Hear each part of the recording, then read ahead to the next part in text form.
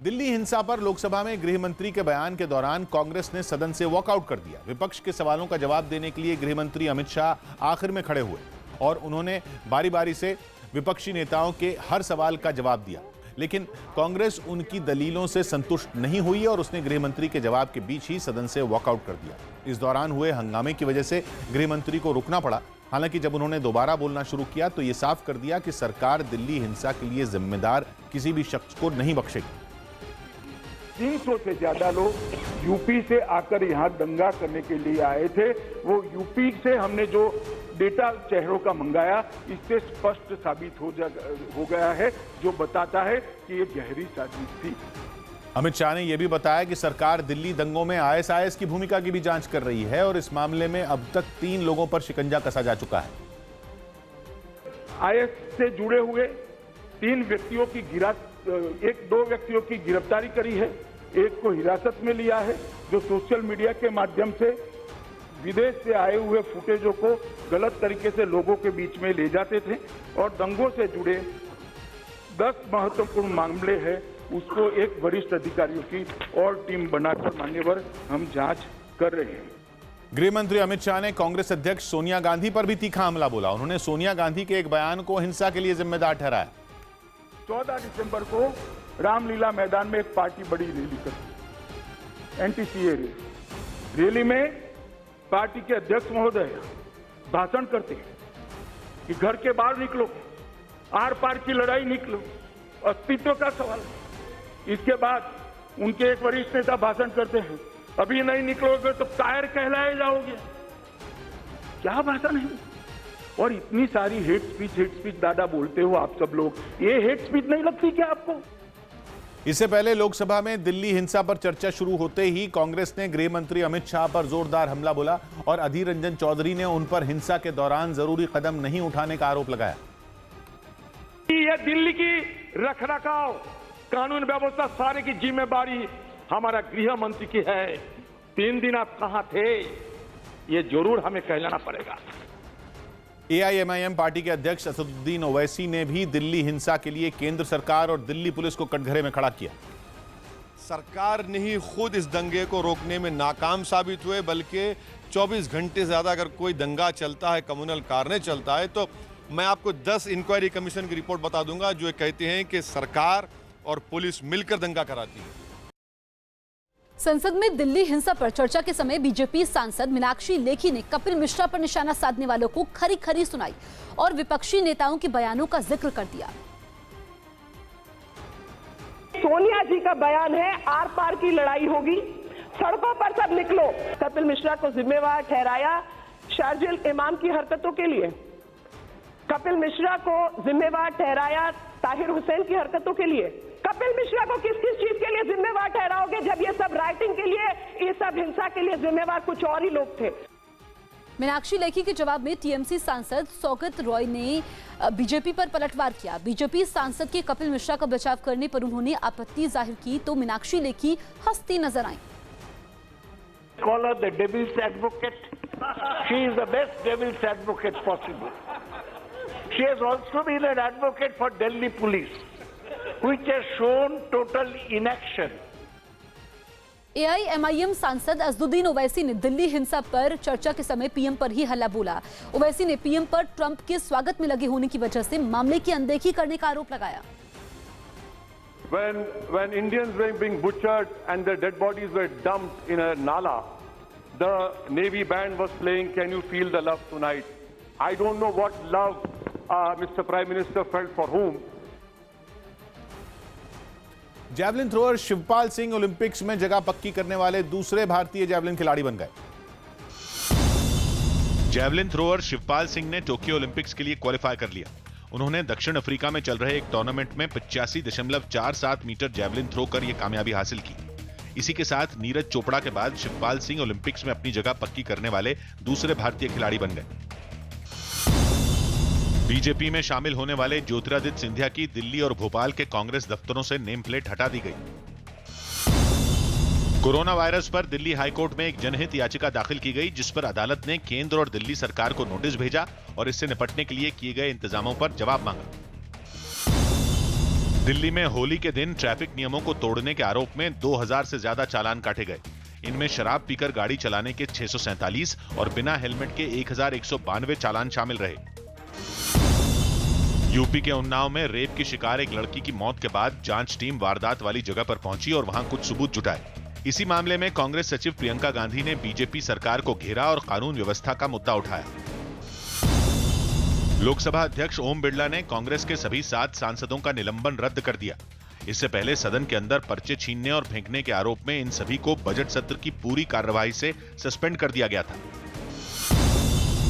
दिल्ली के गाजीपुर में होली के दिन एक आदमी की पीट कर हत्या करने के मामले में पुलिस ने एक पति पत्नी समेत 3 आरोपियों को गिरफ्तार कर लिया। राहुल गांधी ने ज्योतिरादित्य सिंधिया और कमलनाथ के साथ अपनी एक पुरानी फोटो रीट्वीट की है। ये फोटो दिसंबर 2018 की है, जब मध्य प्रदेश में मुख्यमंत्री के चुनाव को लेकर कमलनाथ और ज्योतिरादित्य सिंधिया के बीच तनातनी चल रही थी और आखिरकार कमलनाथ को सीएम चुना गया था। उस समय इस फोटो के साथ राहुल गांधी ने लियो टॉल्स्टॉय का चर्चित विचार भी लिखा था कि धैर्य और समय 2 सबसे ताकतवर योद्धा हैं। उस समय राहुल गांधी ने यह संदेश देने की कोशिश की थी कि पार्टी में सब ठीक है, लेकिन ये बात गलत साबित हुई। हालांकि इस रीट्वीट के साथ राहुल गांधी ने कोई कमेंट नहीं किया। यूपी के लखीमपुर में एक परीक्षा के दौरान सामूहिक नकल करवाने का एक वीडियो सोशल मीडिया पर वायरल हो गया। बताया गया कि यह वीडियो एक कॉलेज में 5 मार्च को हुई बीए की परीक्षा के दौरान रिकॉर्ड किया गया, जिसमें एक आदमी क्लासरूम की खिड़की के पास खड़ा दिखाई दिया जो परीक्षा दे रहे छात्रों को बोल कर नकल करवा रहा था। 65D 66A। क्लासरूम में परीक्षा देने के लिए काफी संख्या में छात्र पहुंचे थे, जिन पर निगरानी रखने के लिए वहां एक टीचर भी मौजूद था। इसके बावजूद एक आदमी बड़ी आसानी से खिड़की के पास खड़े होकर छात्रों को नकल करवाता रहा। इतना ही नहीं, सभी सवालों के जवाब बताने के बाद उस आदमी ने छात्रों से यह भी पूछा कि कोई जवाब छूट तो नहीं गया। बिहार के गोपालगंज में आईटीबीपी के एक जवान का वीडियो वायरल हो गया, जिसमें वो हवाई फायरिंग करता दिखाई दिया। बताया गया कि यह जवान होली पर छुट्टी लेकर घर आया था, जिसने खुले मैदान में बैठे लोगों के बीच 2 बार हवाई फायरिंग की, जिसका वीडियो सामने आया। इस वीडियो में साफ दिखा कि जब आईटीबीपी के इस जवान ने फायरिंग की तब उसके पास कुछ लोग मौजूद थे, जिनमें कुछ कुर्सी डालकर वहां बैठे हुए थे। इनमें एक की गोद में बच्चा भी था, लेकिन फिर भी ये जवान नहीं माना। लगातार 2 बार बंदूक से हवाई फायरिंग की। लोगों को कोरोना वायरस से बचाने के लिए लंदन के कुछ वैज्ञानिकों ने एक टीका तैयार किया है, जिसका परीक्षण लोगों पर किया जाएगा, जिसके लिए परीक्षण करवाने वाले लोगों को करीब 3,40,000 रुपए दिए जाएंगे, भारतीय रुपयों के हिसाब से। रिपोर्ट के मुताबिक इस टीके को बनाने में मदद करने के लिए वैज्ञानिकों ने 24 लोगों को भर्ती किया है। रिपोर्ट में बताया गया कि जिन लोगों पर यह परीक्षण किया जाएगा उन्हें 2 हफ्ते तक वैज्ञानिकों की निगरानी में रहना होगा। साथ ही परीक्षण के दौरान वो लोग किसी से मिल नहीं सकेंगे और जरूरत के मुताबिक ही उन्हें खाने पीने को दिया जाएगा। कोरोना वायरस से निपटने के लिए पीएम मोदी के निर्देश पर बनाए गए मंत्री समूह की बुधवार को दिल्ली में अहम बैठक हुई। बैठक की अध्यक्षता खुद स्वास्थ्य मंत्री डॉक्टर हर्षवर्धन ने की, जिसमें शहरी विकास मंत्री हरदीप सिंह पुरी, विदेश मंत्री एस जयशंकर मौजूद थे। बैठक में इस बात की भी चर्चा हुई कि जो लोग चीन, हांगकांग, दक्षिण कोरिया या फिर इटली और जापान के दौरे से लौटे हैं, उन्हें 14 दिन तक दूसरे लोगों से दूर रखा जाए। इस बीच सरकार ने diplomatic, official, UN, international organisation, employment visa को छोड़कर सभी वीजा 15 अप्रैल तक के लिए सस्पेंड किए हैं। ओसीआई कार्ड धारकों को दी जाने वाली वीजा मुक्त यात्रा की सुविधा भी 15 अप्रैल 2020 तक के लिए निलंबित कर दी गई है। इस वक्त की बड़ी खबर आपको बता दें, दिल्ली हिंसा के मामले में पुलिस की स्पेशल सेल ने पीएफआई फंडिंग मामले में इलियास नाम के एक आरोपी को गिरफ्तार किया है। स्पेशल सेल गिरफ्तार शख्स से पूछताछ कर रही है। पीएफआई के दिल्ली स्टेट हेड परवेज अहमद को भी हिरासत में लिया गया है। दिल्ली में पीएफआई की तरफ से की जाने वाली फंडिंग और सीएए एनआरसी के विरोध में होने वाले प्रदर्शनों की फंडिंग की जानकारी जुटाई जा रही है। दीपक बिष्ट हमारे सहयोगी फोन लाइन पर मौजूद हैं। दीपक, एक और गिरफ्तारी हुई है, कहां से गिरफ्तारी हुई है?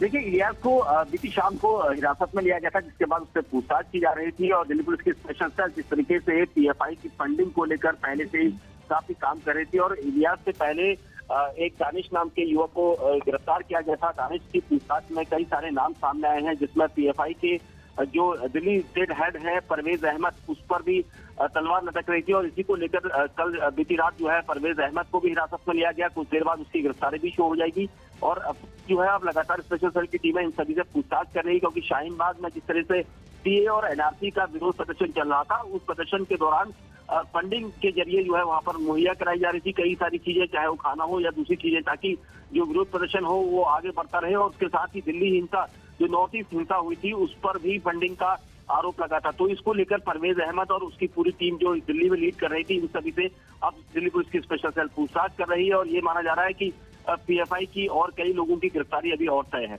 जी बिल्कुल दीपक, ये बड़ी कार्रवाई दिल्ली पुलिस ने की है और आपसे ये समझना चाहेंगे कि जो इलियास को पकड़ा गया है, इलियास कब से पीएफआई के संपर्क में था, इसके और बैकग्राउंड के बारे में क्या जानकारी मिल पाई है? देखिए, जो इलियास है वो लगातार जो काम कर रहा था वो इशारे से काम कर रहा था। सिर्फ परवेज अहमद के जो दिल्ली स्टेट हेड है और इसी को लेकर पीएफआई का इसे सेक्रेटरी भी माना जाता है कि दिल्ली में वो सेक्रेटरी है और उसके बल पर काम कर रहा था और शिव विहार इलाके का रहने वाला है। तो उस इलाके में, क्योंकि नॉर्थ ईस्ट हिंसा भी शिव विहार इलाके के आसपास हुई थी और इसको लेकर इसकी फंडिंग वहां पर हुई है, इसके कई सारे सबूत, एविडेंस दिल्ली पुलिस की स्पेशल सेल को मिले हैं और इसी आधार पर उसका जो नेटवर्क का एरिया था, सर्विलांस के जरिए या दूसरे सबूतों के जरिए, वो सारी लोकेशन उसकी वहीं पर थी और उसको लेकर जब उससे पूछताछ की गई तो उसका खुलासा हुआ, जिसके बाद परवेज अहमद जो दिल्ली स्टेट हेड है उसे भी हिरासत में देर रात लिया गया था।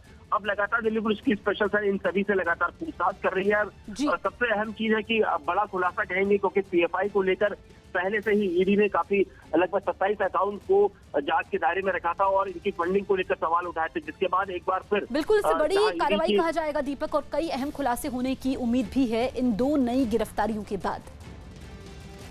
दिल्ली पुलिस की स्पेशल सेल ने पीएफआई में सबसे पहली गिरफ्तारी दानिश नाम के एक शख्स की त्रिलोकपुरी इलाके से की थी और ये त्रिलोकपुरी के इलाके में रहकर पीएफआई की फंडिंग करवा रहा था और वो फंडिंग सिर्फ शाहीन बाग में प्रदर्शन को लेकर नहीं थी, लेकिन उससे पूछताछ में एक और नाम सामने आया और वो है इलियास।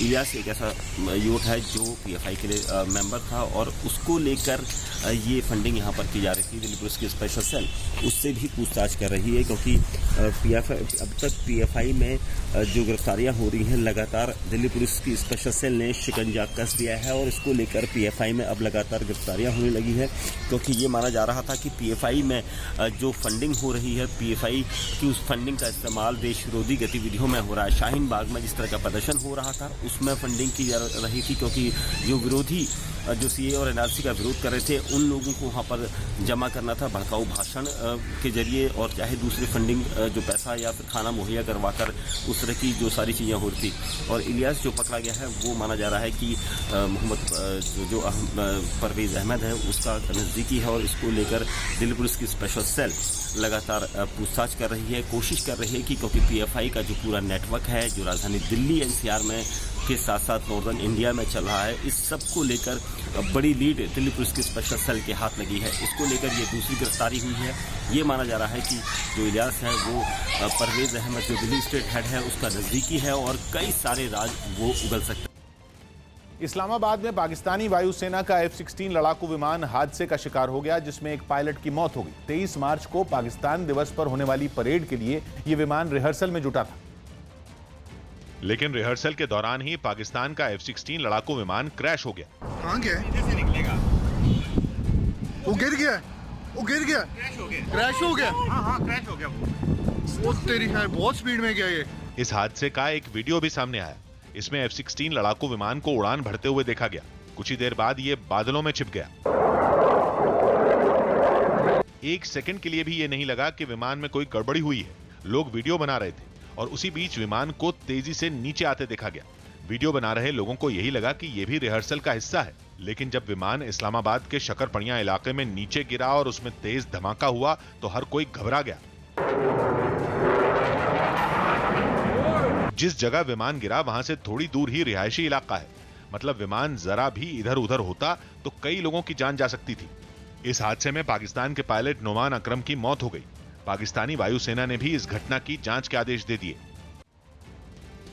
लखनऊ हिंसा मामले में यूपी सरकार की तरफ से लगाए गए पोस्टर के मामले में आज सुप्रीम कोर्ट में सुनवाई होगी। इलाहाबाद हाईकोर्ट ने इन पोस्टर को हटाने के आदेश दिए हैं, जिसे यूपी सरकार ने सुप्रीम कोर्ट में चुनौती दी है। यूपी सरकार की तरफ से हिंसा के समय सरकारी और निजी संपत्ति को हुए नुकसान की भरपाई के लिए इन लोगों के पोस्टर लगाए गए थे, लेकिन इलाहाबाद हाईकोर्ट ने इस पर नाराजगी जाहिर करते हुए यूपी सरकार को पोस्टर हटाने के आदेश दिए थे। दिल्ली सरकार ने 13 मार्च को एनआरसी के मुद्दे पर विधानसभा का विशेष सत्र बुलाने का फैसला लिया। मध्य प्रदेश में जारी सियासी संकट के बीच बीजेपी ने भी अपने विधायकों को दिल्ली के पास मानेसर के एक रिजॉर्ट में भेज दिया। एनसीपी नेता शरद पवार ने सीएम उद्धव ठाकरे की मौजूदगी में राज्यसभा चुनाव के लिए महाराष्ट्र विधानसभा में नामांकन दाखिल कर दिया। प्रदेश में 7 राज्यसभा सीटों के लिए 26 मार्च को मतदान होगा और नतीजे भी उसी दिन शाम को घोषित किए जाएंगे। भारत में जल्द ही उड़ने वाली कार में लोग सवारी कर सकेंगे, क्योंकि गुजरात में अगले साल से ऐसी कारें बननी शुरू हो जाएंगी। News18.com की एक रिपोर्ट के मुताबिक हॉलैंड की कंपनी पैलवी गुजरात में उड़ने वाली कार बनाने की फैक्ट्री लगाने की तैयारी में है और इसके लिए कंपनी और गुजरात सरकार के बीच एक MOU भी साइन हो चुका है, जिसके तहत गुजरात सरकार फैक्ट्री लगाने के लिए कंपनी को हर तरह की मंजूरी दिलाने में मदद करेगी। रिपोर्ट के मुताबिक कार 3 मिनट में दौड़ते हुए उड़ती कार में तब्दील हो जाएगी। इस उड़ने वाली कार में छोटे विमान में इस्तेमाल होने वाले 2 इंजन लगाए जाएंगे, जिसकी वजह से उड़ने के दौरान कार की रफ्तार 180 किलोमीटर प्रति घंटा की होगी। खबर है कि कंपनी को अभी से ही 100 उड़ने वाली कार के ऑर्डर मिल चुके हैं। चीन, ईरान और इटली में हजारों लोगों की मौत के बाद कोरोना वायरस को विश्व स्वास्थ्य संगठन ने भी महामारी घोषित कर दिया है। चीन समेत दुनिया में अब तक कोरोना वायरस से 3700 से ज्यादा लोगों की मौत हो चुकी है। वायरस अब दुनिया के 100 से ज्यादा देशों में अपने पांव पसार चुका है, जिसकी वजह से कई देशों की अर्थव्यवस्था भी डगमगा गई है। विश्व स्वास्थ्य संगठन के मुताबिक अभी तक चीन में 80,000 लोग कोरोना वायरस से संक्रमित पाए गए हैं, जिनमें 58,000 लोग ठीक भी हो चुके हैं। कोरोना वायरस से चीन में अब तक 3200, इटली में 827 और ईरान में 200 लोगों की मौत हो चुकी है। WHO has been assessing this outbreak around the clock, and we're deeply concerned both by the alarming levels of spread and severity and by the alarming levels of inaction. We have therefore made the assessment that COVID-19 can be characterized as a pandemic. Lucknow में एक दारोगा पर महिला dancer से बदसलूकी का आरोप लगा, जिसके बाद उन्हें सस्पेंड कर दिया गया। ये दारोगा होली के मौके पर कुछ पुलिसकर्मियों के साथ एक कार्यक्रम में पहुंचे थे, जहां उन्होंने पहले से चल रहे गाने को बंद करवा दिया और भोजपुरी गाने पर डांस करने के लिए मंच पर मौजूद डांसर पर दबाव बनाने लगे, जिसके बाद भोजपुरी गाना शुरू होते ही वो अपनी कुर्सी पर जाकर बैठ गए।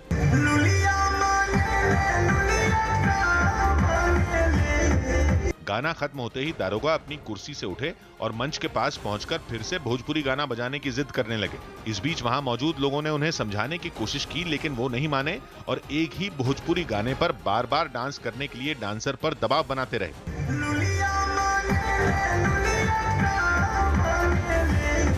दारोगा के डांसर से बदसलूकी का वीडियो वायरल होने के बाद प्रशासन ने उन्हें सस्पेंड कर दिया। गुजरात के राजकोट में एक लड़के ने एक लड़की को बीच सड़क पर बेरहमी से पीटा। बताया गया कि दोनों के बीच पहले दोस्ती थी, लेकिन बाद में जब इस दोस्ती में दरार आई तो लड़के ने बीच सड़क पर लड़की को निशाना बनाया। मारपीट के समय आसपास कई लोग थे, लेकिन किसी ने भी लड़की को बचाने की हिम्मत नहीं जुटाई। इस घटना का वीडियो सोशल मीडिया पर भी वायरल हो गया, जिस पर अब पुलिस ने भी कार्रवाई का भरोसा दिया है। आम आदमी पार्टी के निलंबित पार्षद और दिल्ली हिंसा के आरोपी ताहिर हुसैन की मुश्किलें और बढ़ गईं। जानकारी के मुताबिक ईडी ने आम आदमी पार्टी से निलंबित पार्षद ताहिर हुसैन के खिलाफ मनी लॉन्ड्रिंग का भी केस दर्ज कर लिया है। साथ ही PFI यानी पॉपुलर फ्रंट ऑफ इंडिया के साथ उनके संबंधों की भी जांच की जा रही है। ताहिर हुसैन के अलावा ईडी ने पॉपुलर फ्रंट ऑफ इंडिया और कुछ दूसरे लोगों के खिलाफ भी मामला दर्ज किया है। इन लोगों पर दिल्ली में हुई हिंसा के लिए फंड मुहैया कराने का आरोप है। ताहिर हुसैन पर IB के अधिकारी अंकित शर्मा की हत्या का भी आरोप है और फिलहाल वो दिल्ली पुलिस की हिरासत में है। दिल्ली हिंसा पर लोकसभा में चर्चा के समय गृह मंत्री ने CAA का मुद्दा भी उठाया और विपक्ष पर लोगों को गुमराह करने का आरोप एक बार फिर से लगाया। अब CAA के बिल को लेकर इस सदन में पूरी स्पष्टता हो, पूरे देश भर के अंदर गुमराह करने का प्रयास, युवाओं को गुमराह करे, माइनॉरिटी को गुमराह करे। कोरोना वायरस की वजह से दुनिया भर की एयरलाइन कंपनियों को भी तगड़ा नुकसान हो रहा है। ईरान, इटली और चीन जैसे देशों में तो हालात इतने बुरे हो चुके हैं कि वहां एयरलाइन कंपनियों का काम लगभग ठप पड़ चुका है, क्योंकि कोरोना वायरस के डर से लोग यात्रा करने से बच रहे हैं, जिसका सीधा असर उड़ानों पर पड़ रहा है। इटली में तो एक विमान बिल्कुल खाली नजर आया। पूरे विमान में सिर्फ 2 या 3 यात्री ही बैठे थे। बताया गया कि वहां ज्यादातर उड़ानों की यही हालत है। यही नहीं, ईरान, अमेरिका और चीन में भी हालात अच्छे नहीं हैं। अमेरिका से उड़ान भरने वाली कई घरेलू और इंटरनेशनल उड़ानों में भी पूरी तरह सन्नाटा दिखा। कई उड़ानों में तो यात्रियों की संख्या चालक दल के सदस्यों से भी कम नजर आई। भीड़ भाड़ वाले एयरपोर्ट भी पूरी तरह खाली नजर आए। गुरुग्राम में पुलिस कमिश्नर ऑफिस के पास फायरिंग की घटना हुई है। बीएमडब्ल्यू चला रहे अनिरुद्ध मलिक नाम के एक शख्स को गोली मारी गई है। गोली मारने वाला एक फॉर्च्यूनर कार में सवार होकर आया था। अनिरुद्ध मलिक दिल्ली के नजफगढ़ में गाड़ियों का शोरूम चलाता है। अनिरुद्ध खुद ही गाड़ी चलाकर अस्पताल पहुंचा। अनिरुद्ध की हालत फिलहाल खतरे से बाहर है। अनिरुद्ध के बयान पर पुलिस ने दिल्ली के घेवरा इलाके में रहने वाले दीपक राणा के खिलाफ हत्या की कोशिश का मामला दर्ज किया है। इस बार फाइनल के अलावा सेमीफाइनल मुकाबलों के लिए भी रिजर्व डे रखने का फैसला लिया गया। राहुल गांधी ने ज्योतिरादित्य सिंधिया को मिलने का वक्त नहीं देने की अटकलों को खारिज कर दिया। राहुल ने बताया कि वो उनके साथ कॉलेज में थे और ज्योतिरादित्य के लिए हमेशा घर के दरवाजे खुले रहते थे। निर्भया गैंगरेप मामले में फिर फांसी को टालने के लिए दोषी पवन ने दिल्ली की कड़कड़नुमा कोर्ट में एक याचिका दाखिल की। इस याचिका में पवन ने 2019 में मंडोली जेल में हुई मारपीट के मामले में जेल अधिकारियों के खिलाफ केस दर्ज करने की मांग की। इस याचिका पर इस वक्त की बड़ी खबर हम आपको बता दें, शेयर बाजार में भारी गिरावट दर्ज की गई है। अगर हम सेंसेक्स की बात करें तो 1600 से ज्यादा अंकों की गिरावट दर्ज की गई है। निफ्टी में भी 470 अंकों की गिरावट दर्ज की गई है। और अगर हम बाजार का हाल देखें पिछले कुछ दिनों से तो सुस्ती छाई हुई है और निफ्टी में 470 अंकों से ज्यादा की गिरावट है। विवेक हमारे सहयोगी फोन लाइन पर मौजूद हैं। विवेक, पिछले कई दिनों से जो बाजार का हाल है वो नहीं सुधरा है और अब भी आज गिरावट के साथ शेयर बाजार खुला है, क्या कारण इसके पीछे हैं? जसप्रीत, देखिए जैसे हम लगातार देखते आ रहे हैं कि पिछले 15 वर्किंग दिनों से मार्केट जो है लगातार धराशायी हो रहा है। आपको बताना चाहेंगे कि ये सिर्फ हिंदुस्तान में मार्केट धराशायी नहीं हो रहा है बल्कि इंटरनेशनल लेवल पे जितने भी मार्केट हैं वो धराशायी हो रहे हैं। इसकी सबसे बड़ी वजह बताई जा रही है कि कोरोना वायरस की वजह से जितने भी सेक्टर हैं वहाँ पर बिजनेस पूरी तरह से इफेक्ट हो रहा है, क्योंकि कोरोना वायरस की जो जहाँ से शुरू हुआ था चाइना, वहाँ पर उन्होंने इंपोर्ट और एक्सपोर्ट पूरी तरह से बंद कर दिया है। तो आप अंदाजा लगा सकते हैं कि दुनिया की जो सबसे बड़ी कंट्री है उसमें से इंपोर्ट एक्सपोर्ट पूरी तरह से बंद किया गया है और एविएशन सेक्टर पूरी तरह से धराशायी हो गया है।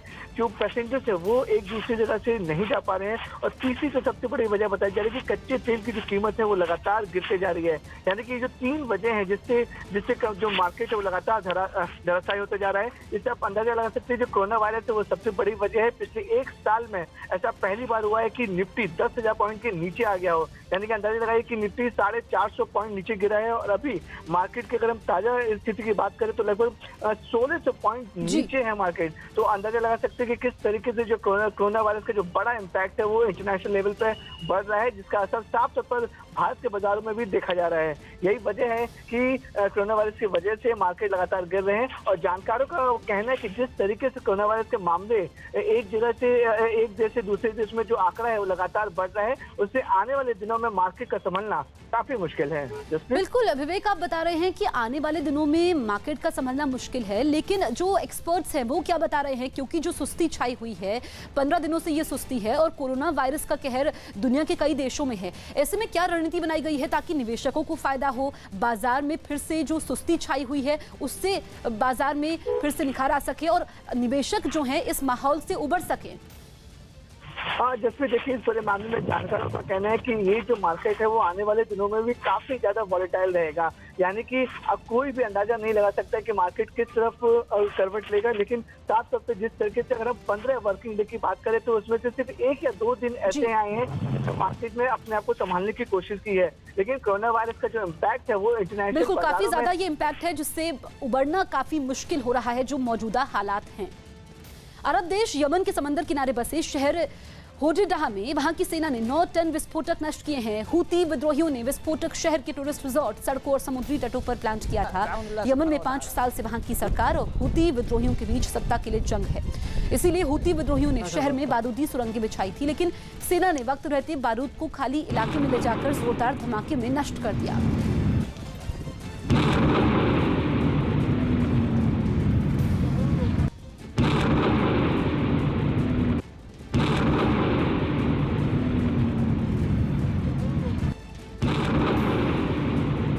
दक्षिण पूर्वी चीन के जियांगशी प्रांत में 2 ट्रकों की आमने सामने जोरदार भिड़ंत हो गई। वहां गलत तरीके से ओवरटेक करने की वजह से एक ट्रक दूसरे ट्रक के सामने आ गया, जिसने ओवरटेक करने वाले ट्रक को जबरदस्त टक्कर मार दी। इससे पहले वो ट्रक सड़क से गुजर रही दूसरी गाड़ियों को खतरनाक तरीके से ओवरटेक करता नजर आया, लेकिन जैसे ही उसने एक कार को ओवरटेक किया, वो सामने से आ रहे एक तेज रफ्तार ट्रक की चपेट में आ गया। जोरदार टक्कर के बाद दूसरा ट्रक भी बेकाबू हो गया और वो आगे बढ़ते हुए वहां से गुजर रही एक कार से टकरा गया। ट्रक की रफ्तार इतनी तेज थी कि वो टक्कर मारने के बाद भी नहीं रुका और कार को घसीटते हुए आगे बढ़ता रहा। इस हादसे में ओवरटेक करने वाले ट्रक के भी परखचे उड़ गए, जबकि कार को भी भारी नुकसान पहुंचा। हालांकि अच्छी बात यह रही कि इस खतरनाक हादसे में किसी की भी जान नहीं गई। कांग्रेस ने अपने विधायकों को जयपुर भेज दिया है तो बीजेपी ने भी अपने 106 विधायक हरियाणा के मानेसर में आईटीसी ग्रैंड भारत होटल में रखे हैं। कल मध्य प्रदेश के बड़े नेता और केंद्रीय मंत्री नरेंद्र सिंह तोमर और सांसद राकेश सिंह ने सभी विधायकों के साथ बैठक की। इसके अलावा प्रहलाद पटेल और हरियाणा के प्रभारी अनिल जैन भी इन विधायकों से लगातार मिल रहे हैं। कांग्रेस के 22 विधायकों की बागी होने के बाद से कमलनाथ सरकार पर संकट बढ़ गया है।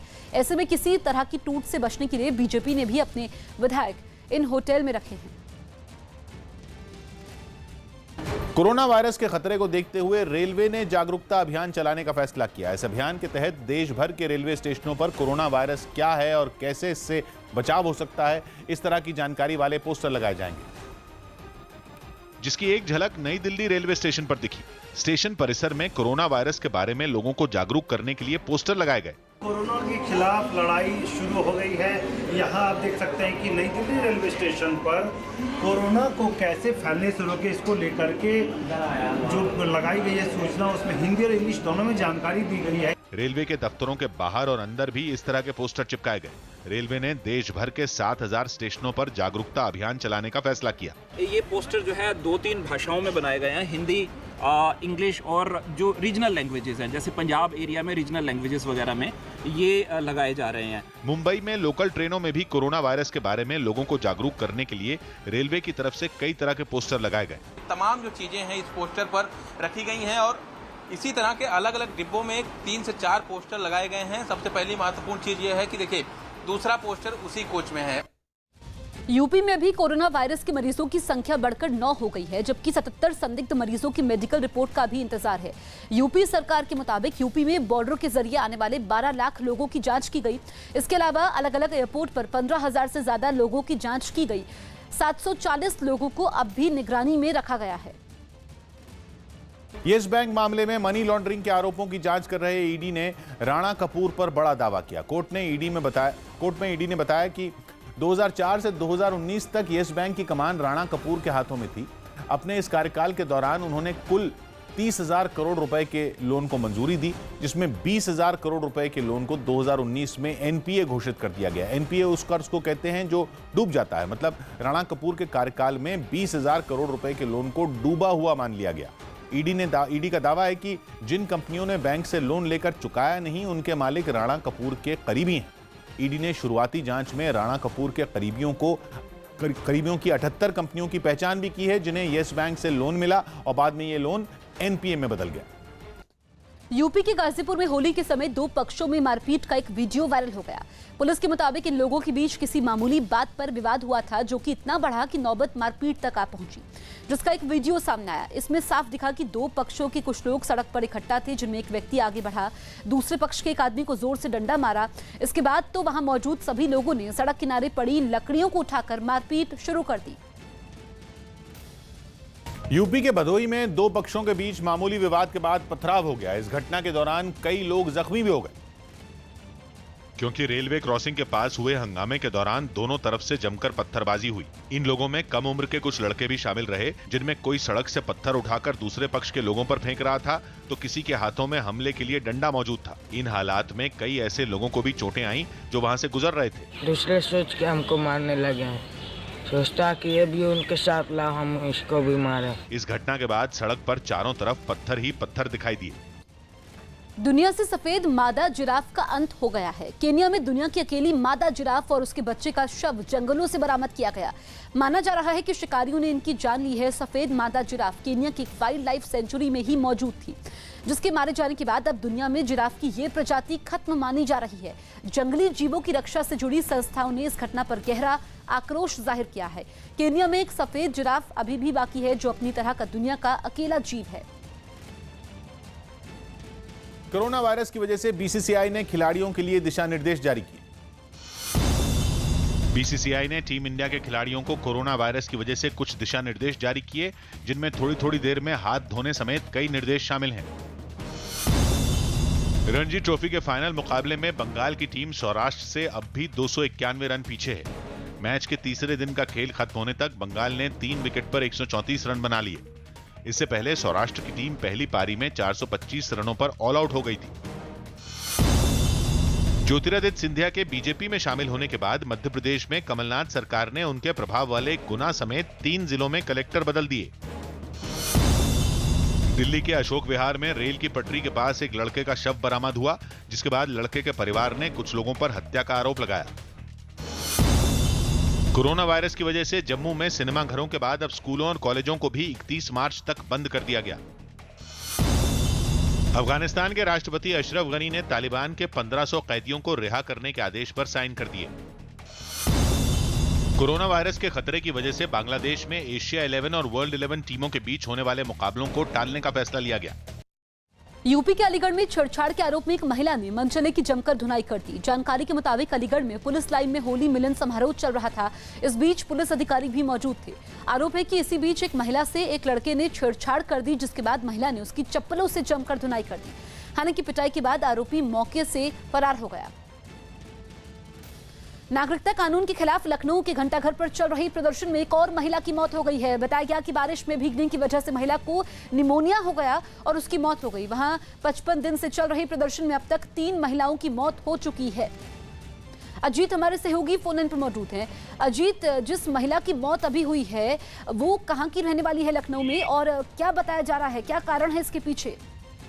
देखिए बिल्कुल जसप्रीत, 55 दिन से चल रहे घंटाघर में सीए के विरोध में जो प्रदर्शन चला, अब तक 3 महिलाओं की मौत हुई। हालांकि जो पहले 2 महिलाओं की मौत हुई थी भीगने की वजह से, और तीसरी महिला की जो मौत हुई है कहा जा रहा है कि इसकी भी बीमारी की वजह से 55 वर्षीय फरीदा नाम की महिला और राजधानी लखनऊ की रहने वाली है। और प्रदर्शन के दौरान 17 जनवरी से लगातार ये महिला आ रही थी और अब बीमार हुई थी, जिसकी वजह से इनकी मौत हो गई। कहा जा रहा है कि बारिश में भीगने की वजह से निमोनिया हुआ और उस वजह से इनकी मौत हुई। हालांकि अभी आधिकारिक तौर पर कोई प्रशासन की तरफ से इसकी जानकारी नहीं दी गई, लेकिन 3 महिलाओं की अब तक मौत हो गई और लगातार प्रदर्शन जारी है। तो ऐसे में साफ है कि कहीं ना कहीं 3 महिलाओं की मौत हुई है। तो अब प्रशासन की तरफ से, क्योंकि कोरोना वायरस का भी चल रहा है, तो हो सकता है एडवाइजरी जारी की जाए कि वहां से भीड़ को हटाने की कोशिश की जाए। जसप्रीत, में कोरोना वायरस से निपटने के लिए पुलिस वालों को एक खास तरह का हेलमेट दिया गया है जो लोगों के शरीर का तापमान रिकॉर्ड कर सकता है। वहां सिचुआन समेत कई इलाकों में पुलिस वाले इस तरह के हेलमेट पहने दिखे, जिनकी मदद से वो भीड़ में शामिल लोगों के शरीर का तापमान दर्ज करते नजर आए। इस हेलमेट में एक खास तरह का इंफ्रारेड कैमरा लगा है जो 5 मीटर तक की दूरी पर मौजूद किसी भी इंसान के शरीर के तापमान को रिकॉर्ड कर सकता है। अगर किसी इंसान के शरीर का तापमान ज्यादा मिला तो पुलिस वालों को अपने आप ही पता चल जाएगा और उस इंसान की जांच की जा सकेगी। दावा किया गया कि यह हेलमेट सिर्फ 2 मिनट में ही 100 लोगों के शरीर के तापमान को दर्ज कर अलर्ट भेज सकता है। वहां ज्यादा से ज्यादा लोगों की सेहत की निगरानी की जा सके, इसके लिए खास हेलमेट से लैस कई पुलिस वाले भीड़ भाड़ वाली जगहों पर तैनात नजर आए। महाराष्ट्र में कोरोना वायरस के मुद्दे पर मुख्यमंत्री ने बैठक की, जिसमें आईपीएल पर भी चर्चा हुई। महाराष्ट्र के स्वास्थ्य मंत्री के मुताबिक ज्यादातर मंत्री आईपीएल न करवाए जाने के पक्ष में हैं। हालांकि उन्होंने ये सुझाव भी दिया कि आईपीएल के मैचों के टिकट भी न बेचे जाएं। इतने बड़े पैमाने पे जो भीड़ होगी वहाँ पर, जो टिकट लेके जो लोग गैलरीज में बैठेंगे, पैविलियन में बैठेंगे, तो ये आज के सिचुएशन में बिल्कुल ठीक नहीं है। और इसीलिए एक तो हम टिकट न बेचें और सिर्फ गेम्स हो और उसका प्रक्षेपण हो, और उसके तहत लोगों ने अगर टीवी पे देखा तो कोई उसमें बहुत प्रॉब्लम नहीं है। मध्य प्रदेश के बाद गुजरात में भी कांग्रेस को विधायकों के टूटने का खतरा सताने लगा है। वजह गुजरात से राज्यसभा की 4 सीटों के लिए होने वाले चुनाव हैं। अभी तक इन 4 सीटों में 3 बीजेपी के पास हैं और 1 कांग्रेस के पास है, जबकि विधानसभा में विधायकों की मौजूदा संख्या के हिसाब से 2 सीट बीजेपी के पास और 2 सीट कांग्रेस के पास जा सकती हैं। लेकिन बीजेपी ने 2 नहीं बल्कि 3 सीटों पर अपने उम्मीदवार उतारने का फैसला कर लिया है। हालांकि बीजेपी की लिस्ट में 2 ही उम्मीदवारों के नाम घोषित किए गए हैं। 182 सदस्यों की विधानसभा में फिलहाल 180 सदस्य हैं, जिनमें कांग्रेस और उसके सहयोगियों के 79 विधायक हैं और बीजेपी के विधायक 103 हैं। राज्यसभा की 1 सीट जीतने के लिए 37 वोट की जरूरत होगी, यानी अगर बीजेपी 3 सीटें जीतना चाहती है तो उसे 111 वोटों की जरूरत होगी। चुनाव में बीजेपी का ये गणित तभी सटीक बैठ सकता है जब या तो कांग्रेस के विधायक क्रॉस वोटिंग करें या फिर वोटिंग के दिन गैर मौजूद रहें। वहीं यही वजह है कि राज्यसभा चुनाव से पहले कांग्रेस को अपने विधायकों के टूटने का खतरा सताने लगा है। आज धर्मशाला में भारत और दक्षिण अफ्रीका के बीच पहला वनडे मैच खेला जाएगा। भारत और दक्षिण अफ्रीका के बीच आज धर्मशाला में 3 मैचों की सीरीज का पहला वनडे मैच खेला जाएगा। मैच से पहले दोनों देशों की टीमों ने नेट पर जमकर अभ्यास किया। भारत और दक्षिण अफ्रीका के बीच आज होने वाले धर्मशाला वनडे पर बारिश का खतरा मंडरा रहा है। लगातार 2 दिन से हो रही बारिश के बाद मौसम विभाग ने आज भी होने का अनुमान जताया है। दक्षिण अफ्रीका के खिलाफ वनडे सीरीज शुरू होने से पहले तेज गेंदबाज भुवनेश्वर कुमार ने बताया कि वो कोरोना वायरस की वजह से गेंद को चमकाने के लिए थूक का इस्तेमाल करने से बचने की कोशिश करेंगे।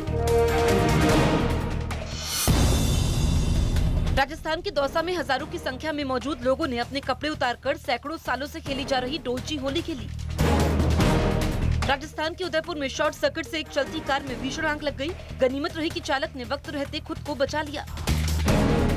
हिमाचल प्रदेश के कुल्लू में ताजा बर्फबारी के बाद सोलंग वैली में सैलानियों ने जमकर लुत्फ उठाया।